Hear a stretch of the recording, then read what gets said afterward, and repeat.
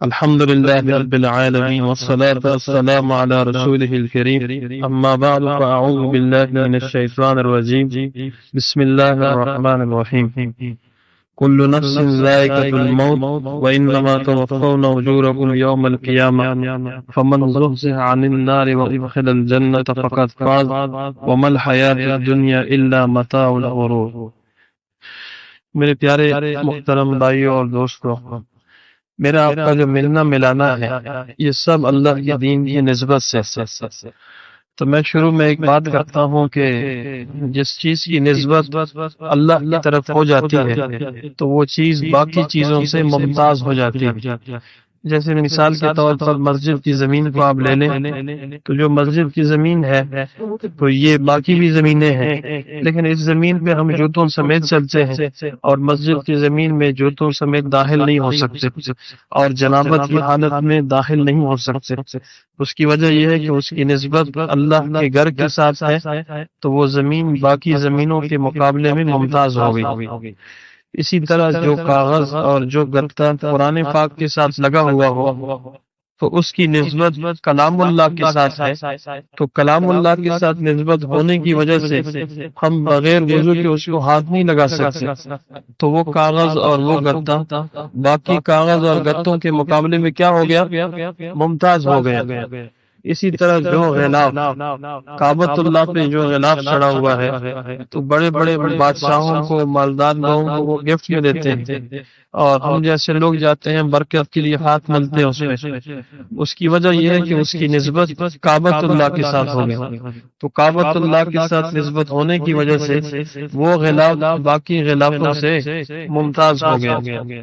تو یہ بات میں نے کیوں سنائی آپ کو؟ یہ بات میں نے اس لیے سنائی کہ میرا آپ کا جو ملنا ملانا ہے یہ اور یہ اس مجلس کے اندر بیٹھنا ہے تو یہ ایک دینی مجلس ہے، تو یہ مجلس باقی مجالس سے ممتاز ہے اس لیے کہ اس کی نسبت اللہ کے دین کے ساتھ۔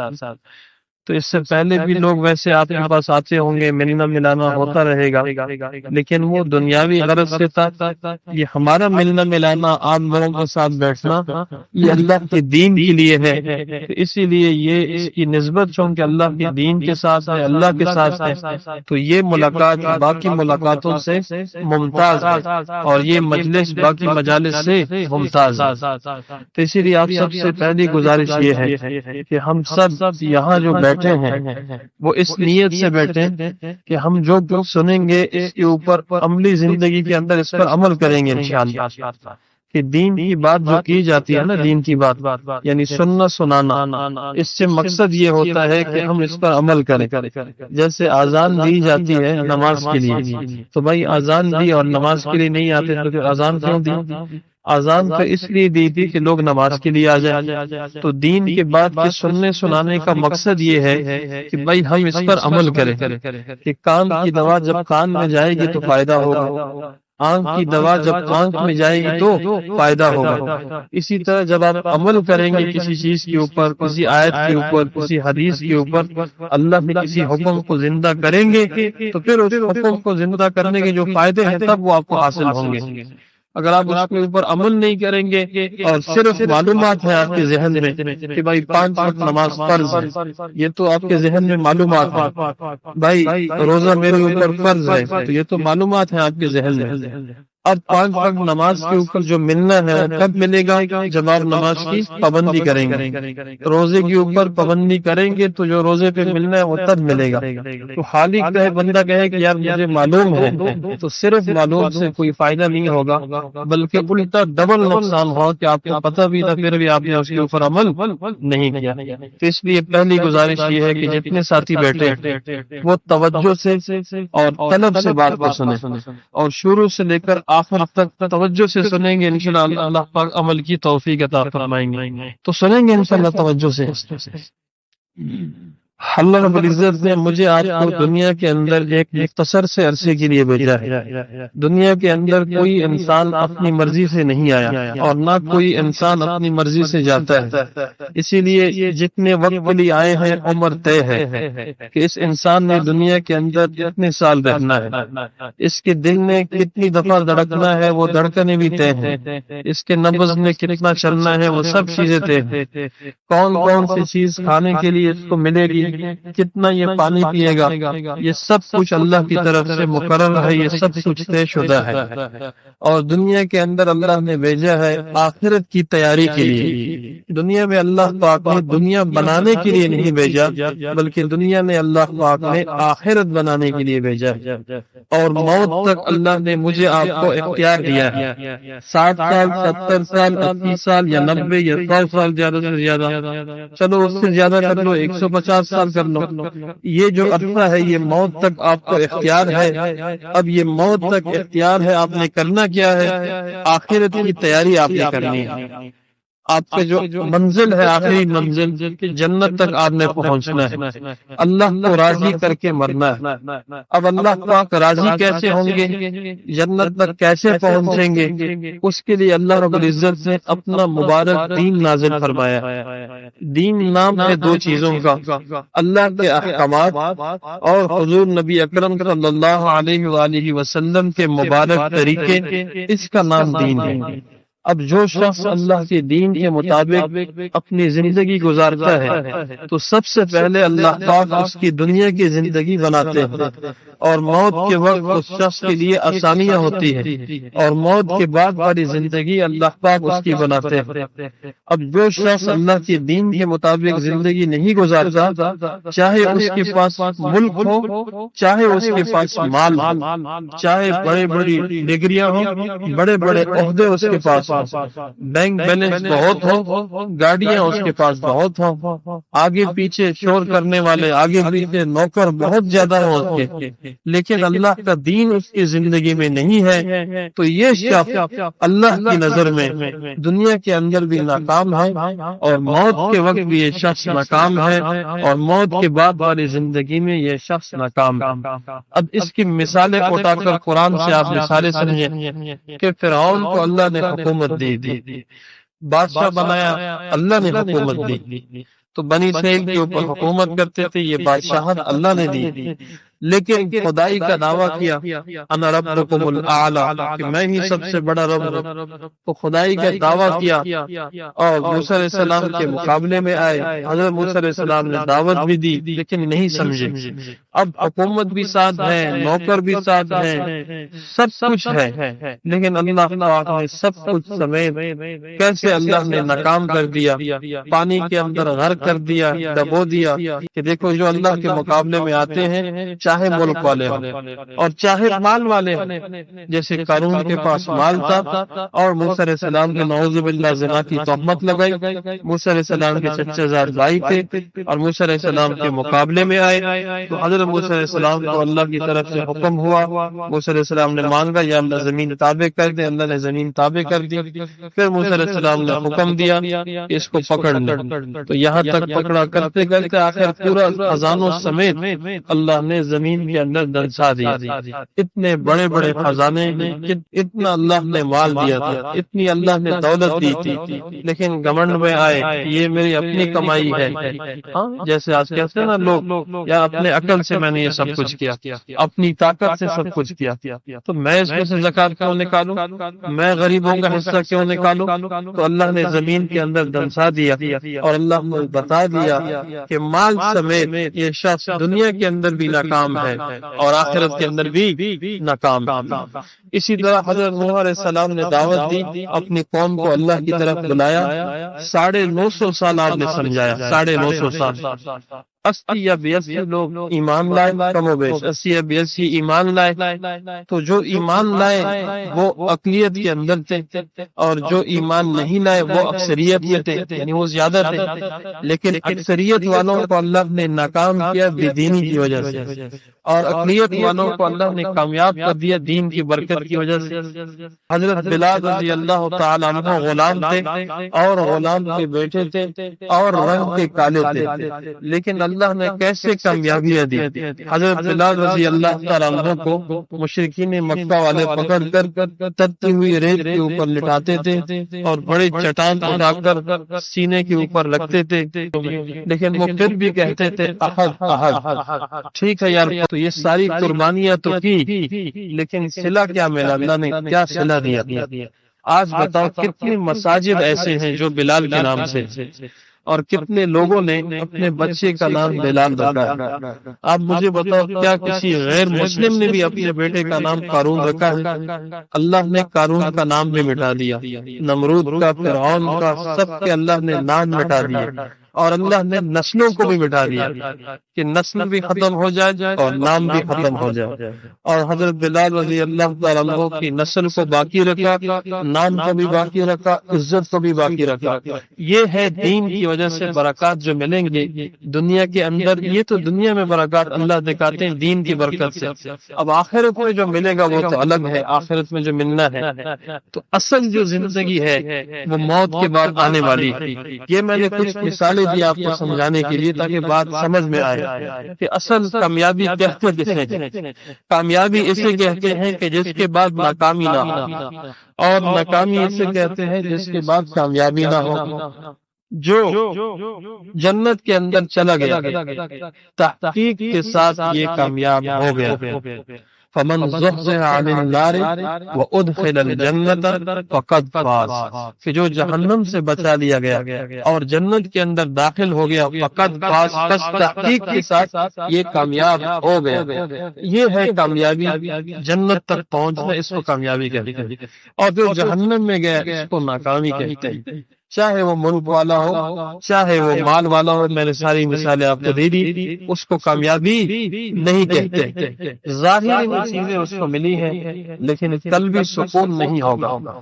اسی لیے بڑی گاڑی کے اندر آدمی گھومے گا، لوگ باہر سے سلام بھی کریں گے لیکن اس کے دل کے اندر آگ لگی ہوگی، اور گھر کے اندر لڑائی جھگڑے ہوں گے، نہ بیٹا بات مان رہا ہے، نہ بیٹی بات مان رہی ہے، نہ بیوی بات مان رہی ہے، نہ کاروبار میں برکت ہے۔ ایک کام کو سیدھا کرتا ہے دوسرا کام بگڑ جاتا ہے، اب دوسرے کو بناتا ہے تیسرا کام بگڑ جاتا ہے۔ تو یہ اللہ رب العزت دنیا کے اندر دکھاتے ہیں کہ دنیا میں اللہ نے اتنے مشکلات کے اندر اس کو پھنسا دیتے ہیں کہ مال سمیت، چیزوں سمیت ہر چیز ساتھ ہوگی لیکن سکون نہیں ہوگا، ہر چیز ساتھ ہوگی، گھر کے لڑائی جھگڑے ختم نہیں ہوں گے۔ تو یہ دنیا کے اندر نقصان، اس لیے جب اللہ سے دور ہوں گے تو پھر دنیا کے اندر اللہ پاک پریشان کر کے رکھ دیں گے۔ اس لیے کہ دل کے اوپر قبضہ جو ہے یہ کس کا ہے؟ دل کے اوپر قبضہ اللہ پاک کا ہے۔ اب کتنے مالدار لوگ ہیں، بڑے بڑے لوگ خودکشی کر جاتے ہیں، ساری چیزیں موجود ہیں۔ تو اسی لیے بھائی یہ ہے کہ جب تک ہم اللہ کے ساتھ صلح نہیں کریں گے، اپنے پچھلی زندگی پر توبہ نہیں کریں گے، اپنے گناہوں کی اللہ سے معافی نہیں مانگیں گے، تو قلبی سکون ہمیں نہیں مل سکتا۔ پیسوں میں کہاں سکون ہے، چیزوں میں کہاں سکون ہے، اچھے اچھے کھانوں میں کہاں سکون ہے۔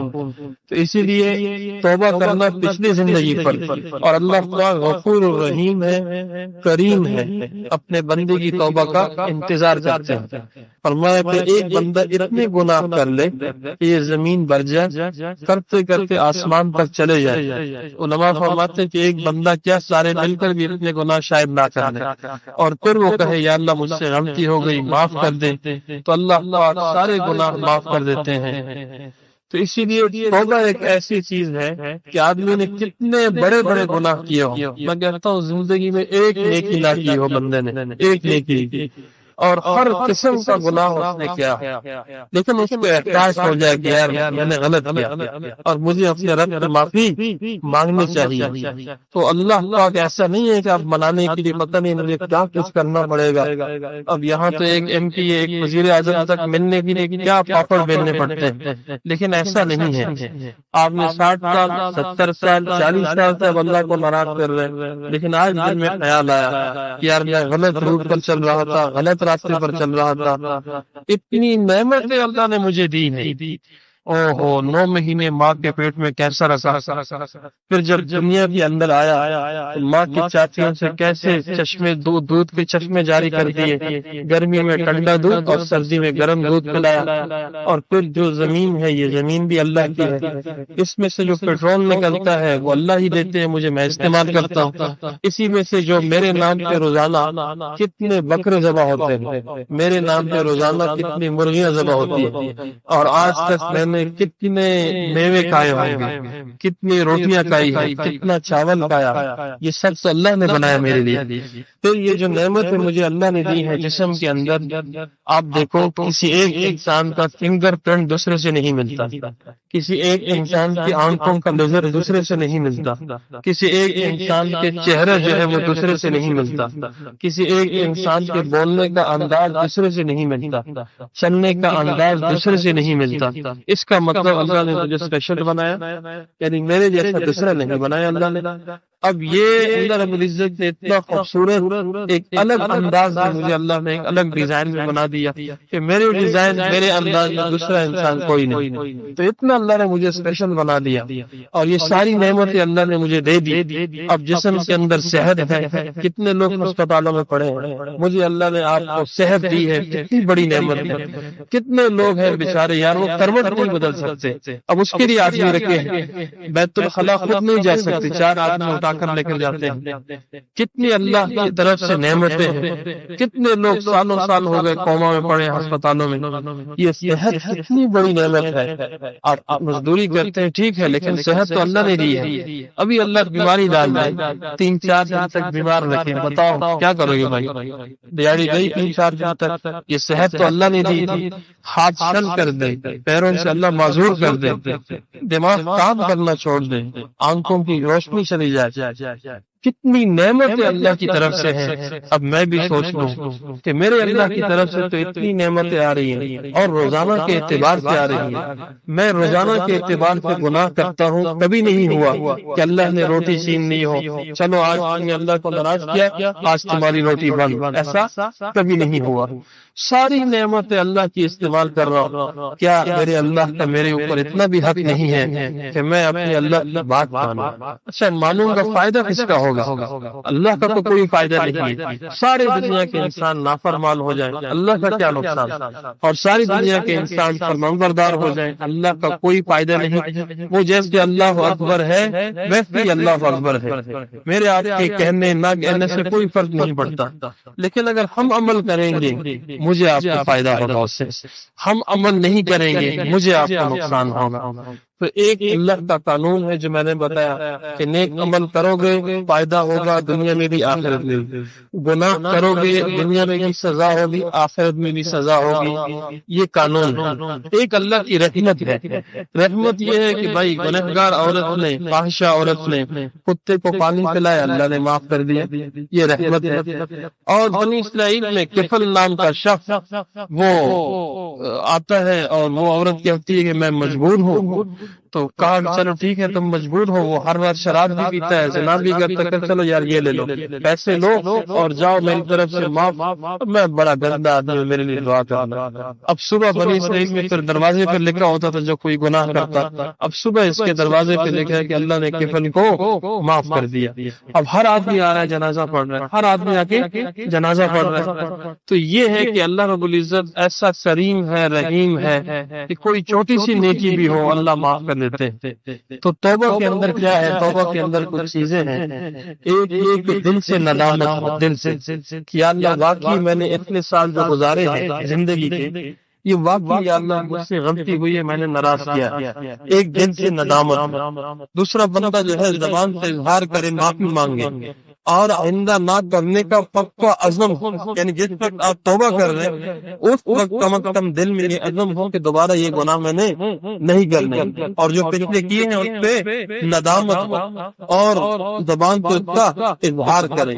پھر توبہ کے بعد کچھ چیزیں ہیں جو باقی رہ جاتی ہیں، جیسے آپ نے نماز قضا کی ہے تو توبہ کرنے سے نماز قضا کرنے کا گناہ معاف ہو گیا، شرابیں پی ہیں گناہ معاف ہو گیا، غلط کام کیے ہیں توبہ سے گناہ معاف ہو گئے، لیکن توبہ سے حقوق معاف نہیں ہوتے، حقوق اللہ اور حقوق العباد وہ معاف نہیں ہوں گے، گناہ معاف ہو جائیں گے۔ مثال کے طور پر نمازیں چھوڑی ہیں، جو گناہ تھا وہ تو معاف ہو گیا، لیکن وہ قضا نمازیں پڑھنی پڑیں گی۔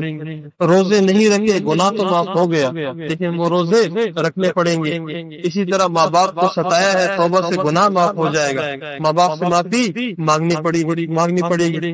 بہنوں کو حصہ نہیں دیا گیا اس میں، توبہ سے گناہ معاف ہو جائے گا، لیکن ان کو حصہ دینا پڑے گا۔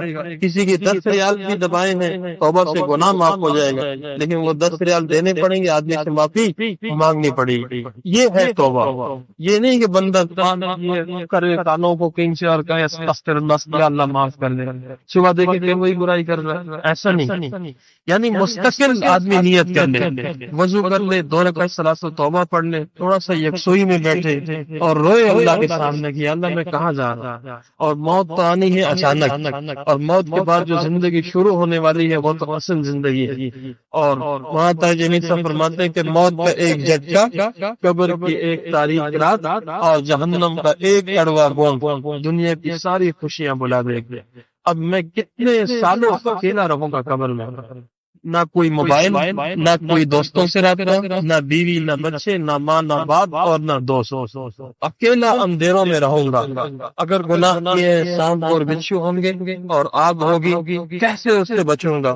کتنے سال قبر کے اندر پڑا رہوں گا، پھر وہاں سے نکال کے حساب کتاب ہوگا، پوری دنیا کے سامنے مجھے اعمال نامہ ملے گا، اللہ نہ کرے بائیں ہاتھ میں مل جائے، سارے لوگ مجھے دیکھ رہے ہو، وہ دیکھ تمہارے رات کی گناہ، وہ دن کے گناہ، پتہ نہیں اعمال نامہ بائیں ہاتھ میں نہ مل جائے، کہیں جہنم میں دھکا نہ دیا جائے۔ یہ وہ مسائل ہیں جو سوچنے چاہیے۔ دنیا کے مسائل کیا ہے بھائی؟ آج پیسہ ہے، کل بڑا پیسہ تھا آج نہیں ہے، تو یہ چھوٹے چھوٹے مسائل چلتے رہیں گے۔ یہ غربت کا ہونا، مالداری کا ہونا، یہ کوئی مسائل نہیں ہے یار میں غریب ہوں، میرے پاس پیسے نہیں ہے، میرے پاس یہ نہیں ہے، یہ چھوٹے چھوٹے مسائل دنیا کے چلتے رہیں گے۔ دنیا امتحان کی جگہ اللہ نے امتحان کے لیے بھیجا، لیکن اصل جو مسئلہ ہے وہ موت کے بعد آنے والا ہے۔ اس کے لیے آپ سے گزارش یہ ہے، بات میں ختم کرتا ہوں، سمیٹتا ہوں بات کو۔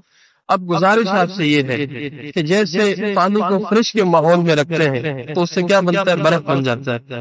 فریج کے ماحول سے باہر نکالتے تو پانی بن جاتا ہے۔ تو ماحول کے آدمی کی زندگی کے اوپر بہت بڑے اثرات آتے ہیں۔ اب آپ سے گزارش یہ ہے کہ یہاں پہ مسقط میں اب آپ کے پاس ایسا کوئی ریسورس، کوئی ایسی جگہ نہیں ہے جہاں آپ دین سیکھ سکیں، وقت نکال سکیں، ماحول میں جا سکیں، تو الحمدللہ پوری دنیا میں تبلیغی جماعت کے نام سے جو محنت ہو رہی ہے، اس سے مقصود یہ ہے کہ اللہ اور اللہ کے رسول کی غلامی میں آ جائیں۔ یہ مقصود ہے، 100% ہم اللہ کی اطاعت کریں، آپ صلی اللہ علیہ وسلم کی اطاعت میں آ جائیں، یہ مقصود ہے۔ تو جیسے پاکستان میں رائمنڈ مرکز سے جماعتیں نکلتی ہیں، پوری دنیا میں جاتی ہیں، اسی طرح مسقط میں بھی اور پوری دنیا میں تبلیغ کا کام ہے۔ یہاں سے ابھی 500 عمانی کے قریب پاکستان گئے ہیں ابھی اجتماع میں، وہ وقت لگا رہے پاکستان میں، اور پورا سال میں تو ابھی سال لگا کر آیا ہوں رائمنڈ مرکز، پورا سال میں نے دیکھا عمانی وہاں موجود، یعنی کوئی نہ کوئی آتے رہتے ہیں۔ تو 72 ملکوں سے لوگ آئے تھے۔ اس طرح یہاں پہ نا ترتیب ہے، وہ یہاں پہ ترتیب یہ ہے کہ اگر آپ کے پاس 3 دن چھٹی نہیں ہے تو آپ 2 دن بھی لگا سکتے ہیں، 2 دن نہیں ہے تو آپ 1 دن بھی لگا سکتے ہیں۔ تو 1 دن صبح جائیں گے جمعے کو، فجر کی نماز کے بعد جائیں گے اور عشاء پڑھ کر واپس آئیں گے، تو ایک دن بھی یہاں جا سکتے ہیں۔ اور پھر مسجد کے اندر جو تعلیم کا حلقہ ہوتا ہے اس میں بیٹھ کے 5, 10, 15 منٹ کے لیے ایک ماحول مل جاتا ہے۔ اسی طرح ہفتے میں ایک گشت کرتا ہے ہمارا جمعرات والے دن، جیسے آج کا دن، اس میں عشاء کے بعد یہاں بیان ہوتا ہے، تو 5, 10, 15 منٹ کے لیے ایک ماحول مل جائے گا آپ کو۔ 1 دن جماعت میں جائیں گے 1 دن کا ماحول ملے گا، 2 دن جائیں گے 2 دن کا، 3 دن جائیں گے 3 دن کا، کرتے کرتے جب آہستہ آہستہ اس میں چلتے رہیں گے تو زندگی میں انقلاب آئے گا۔ اللہ پاک توبہ نصیب کریں گے، توبہ پر استقامت ملے گی۔ اب کتنے لوگوں کی زندگیاں بدل گئی آپ کے سامنے ہیں، جنید جمشید، سعید انور، ثقلین، مشتاق، انضمام، محمد یوسف، یہ میں نے وہ نام اس لیے جان بوجھ کر کہ آپ ان کو جانتے ہیں، اور جن کو آپ نہیں جانتے وہ اس سے زیادہ ہے۔ کتنے لوگوں کی زندگی اللہ نے بدل دی۔ آپ سے بھی گزارش یہ ہے میں بھی اور آپ بھی، یہ نہیں کہ ہم کوئی بڑے بزرگ ہیں آپ کو سمجھانے، ایسا نہیں ہے، میں بھی اپنی پچھلی زندگی پر توبہ کروں، آپ بھی توبہ کریں اور اللہ کے لیے یہ نیت کریں کہ یا اللہ جو اللہ اور اللہ کے رسول ہم سے چاہتے ہیں اس پہ 100% آنا ہے، اور جس چیز سے اللہ اور اللہ کے رسول روکتے ہیں اس سے رکنا ہے۔ اب اس کو سیکھنے کے لیے تھوڑا سا نقل و حرکت کرنی پڑے گی کہ بھائی پتہ چلے۔ اب اللہ نہ کرے نا، جب لوگوں سے پوچھتے ہیں نا یار غسل کے فرض بتاؤ، اب غسل کے فرض لوگوں کو نہیں معلوم ہوتے ہیں۔ کیا غسل میں، ایک ساتھی نے کہا اچھا ناک میں پانی ڈالنا ضروری ہے غسل میں؟ اب کتنے بچے ہو گئے، کتنے سال ہو گئے، شادی شدہ بھی ہے لیکن معلوم نہیں ہے غسل میں فرض کتنے۔ ایک ساتھی نے پوچھا بھائی بتاؤ، ابھی میں سال لگا کے آیا ہوں، ایک علاقے کا پوچھا، علاقہ نہیں بتاؤں گا تاکہ میں بےزتی نہ ہو، 50 سال اس کی عمر ہے، نام پوچھا اس کے نام میں محمد آتا تھا، میں نے کہا یہ محمد جانتے کون ہے؟ کہتے نہیں، یہ مجھے معلوم نہیں محمد کون ہے۔ میں نے کہا آپ کو نہیں پتا محمد کون ہے؟ کہتے ہیں میں نے کہا ہمارے قبل رحم میں کہتے نہیں معلوم۔ اب آپ بتاؤ، ایسے ایسے علاقے پاکستان میں ابھی بھی موجود ہیں کہ جن کو یہ نہیں پتا کہ ہمارے نبی کا نام کیا ہے۔ اب نام نہیں پتا تو زندگی سنت کیا معلوم ہوگی؟ نماز نہیں پتا۔ ایک ساتھی کو دعوت دی، میں نے کہا آؤ نماز کے لیے۔ اچھا یہ 50 سال والے سے پوچھا 50 سال میں ایک نماز بھی نہیں پڑھی اس نے، ایک بھی حرام ہو گیا کہ ایک بھی پڑھی؟ پوچھا میں نے کہا یار ایک بھی نہیں پڑھی زندگی میں، نماز کیا ہوتی ہے؟ جمعہ بھی نہیں۔ ایک سے پوچھا 47 سال عمر کی، میں پہلے نا ایک علاقے میں، یہ 2014-15 کی بات، 47 سال عمر، آؤ جی نماز کے لیے، نہیں یہ نماز زندگی بھر نہیں پڑھی۔ میں نے کہا جمعہ تو پڑھا ہو؟ کہتے جمعہ بھی نہیں پڑھا۔ میں نے کہا عید تو پڑھی ہوگی؟ عید بھی نہیں پڑھی میں نے۔ اچھا میں نے کہا غسل کیسے کرتے ہو؟ کہتے ہیں کلمہ پڑھتا، کلمہ لا الہ الا اللہ محمد رسول اللہ جی۔ میں نے کہا غسل ایسے کلمے سے غسل ہوتا ہے؟ اب غسل کے فرائض کیا ہے، کیسے کرتے ہیں غسل؟ اب غسل کا طریقہ نہیں جانتے۔ یہ پاکستان کا میں آپ کو حالات بتا رہا ہوں۔ اب غسل کے فرض تو یہ تو ہفتے میں 2-3 دفعہ ضرورت پڑتی ہے بندے کو یار غسل کرنا ہے، اب فرائض نہیں معلوم غسل کی۔ اب وضو کیسے ہوتا ہے، نماز کن چیزوں سے ٹوٹ جاتی ہے، اور سجدہ سہوا کیا چیز ہے، یہ تو موٹے موٹے مسائل ہیں نماز کا، یہ تو بہت ضروری ہے۔ تو بھائی جب غسل، نماز اور وضو کے مسائل ہی نہیں معلوم، باقی دین کا کیا حال ہوگا؟ تو اس لیے میں بھی اور آپ بھی توبہ کر لیں اور نیت کر لیں کہ انشاءاللہ ایک ایک دن سے شروع کر لیں گے، اور کرتے کرتے اللہ آپ کو آگے بڑھائے گا۔ ایک وقت آئے گا کہ آپ بھی پاکستان 4 مہینے جائیں گے اور وقت لگائیں گے انشاءاللہ، اور اللہ آپ سے جو ہے اسی ترتیب سے اللہ پاک آپ سے بھی کام لیں گے۔ تو جو کچھ کہا، جو کچھ سنا، اللہ رب العزت مجھے بھی آپ کو بھی عمل کرنے کی توفیق عطا فرمائے۔